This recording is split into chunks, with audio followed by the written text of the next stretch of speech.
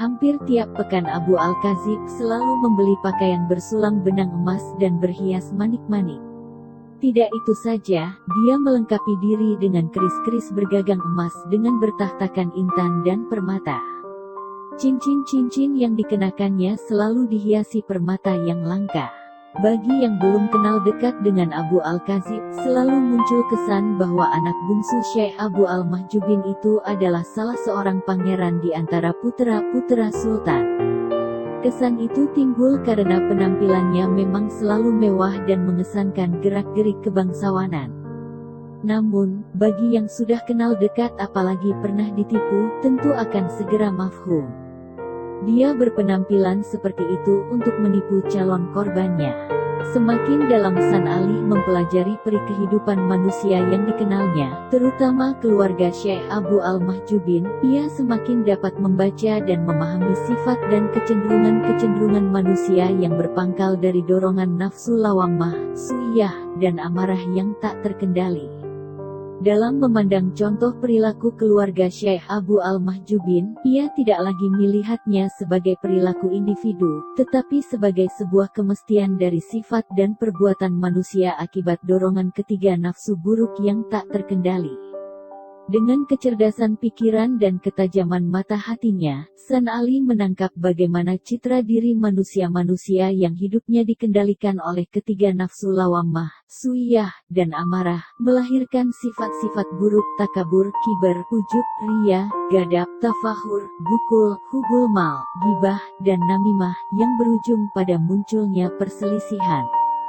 Dengan pemahaman seperti itu, San Ali menyimpulkan betapa andai kata Allah tidak menurunkan syariat agama ke permukaan bumi, niscaya kehancuranlah yang akan menimpa manusia. Sebab, sifat-sifat yang muncul dari ketiga nafsu itu bermuara ke kebinasaan. Masing-masing ingin menguasai yang lain. Dalam keadaan tercekam oleh pengaruh nafsu tersebut, maka kesadaran manusia akan terhijab dari cahaya kebenaran. Maksudnya, semakin kuat seseorang hidup dalam lingkaran nafsu maka akan semakin tebal dinding hijab yang menutupinya dari cahaya kebenaran. Bagi San Ali, persoalan sifat dan perbuatan manusia yang terkungkung oleh kuatnya hawa nafsu itu hanya bagian dari persoalan yang lebih besar, yakni tentang takdir ilahi yang berkaitan dengan orang yang beruntung yang bakal menjadi penghuni surga dan orang-orang sial yang akan menghuni neraka. Kenapa Allah membagi manusia beruntung dan manusia sial? Betapa kasihan orang-orang yang ditakdirkan bernasib sial. San Ali berkenalan dengan seorang saudagar muda bernama Datuk Musa, yang tidak lain dan tidak bukan adalah putra Syekh Datuk Ahmad, sedangkan Syekh Datuk Ahmad adalah kakak kandung Syekh Datuk Soleh, ayah kandung San Ali. Allah Maha Mengatur. Bermula dari pertemuan dengan Syekh Datuk Ahmad inilah San Ali mengetahui dengan agak jelas garis keturunan leluhurnya.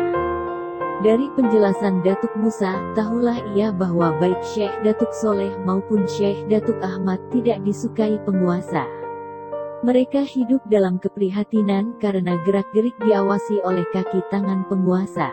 Syekh Datuk Ahmad mencari nafkah dengan membuka kedai kecil yang cukup untuk memenuhi kehidupan sehari-hari. Sore hari, lanjut Datuk Musa, ayahandanya hanya diperbolehkan mengajar anak-anak mengaji Al-Quran. Tidak satupun orang dewasa diperbolehkan menimba ilmu kepada Syekh Datuk Ahmad karena dikhawatirkan dia akan menggalang kekuatan anti pemerintah. Cerita Datuk Musa itu tentu saja dapat dipahami San Ali. Sepengetahuannya, ayahanda dan guru agungnya sampai tinggal di negeri Caruban pun pada dasarnya karena Sultan keturunan Tamil yang berkuasa saat itu mengancam hidup mereka. Jadi, cerita Datuk Musa tentang keprihatinan hidup keluarga ayahandanya merupakan hal yang wajar bagi diri San Ali. Apapun keadaannya, ia sangat ingin menemui Syekh Datuk Ahmad. Akhirnya, pada suatu malam, dengan penuh kehati-hatian San Ali diantar Datuk Musa menjumpai Syekh Datuk Ahmad yang tinggal di sebuah rumah sederhana di pinggiran Bandar Muar. Di depan rumah itu ada kedai kecil. Agak ke samping kiri ada surau untuk anak-anak mengaji. Meski hidup dalam kesederhanaan, tampak sekali kesan bahwa Syekh Datuk Ahmad adalah orang yang disegani. Ada pancaran wibawa dari rumah sederhana yang dihuninya. Seekor harimau, begitu pikir San Ali, tetaplah harimau meski dimasukkan ke kandang kambing. Pertemuan antara San Ali dan Syekh Datuk Ahmad berlangsung dengan penuh rasa haru. Syekh Datuk Ahmad dengan bercucuran air mata memeluk tubuh San Ali erat-erat seolah-olah tak ingin melepasnya.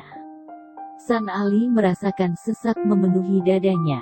Ia dekap tubuh renta kakak kandung ayahanda yang tak pernah ia ketahui wajahnya itu. Ia membayangkan Syekh Datuk Ahmad adalah ayahanda yang ia rindukan selama bertahun-tahun.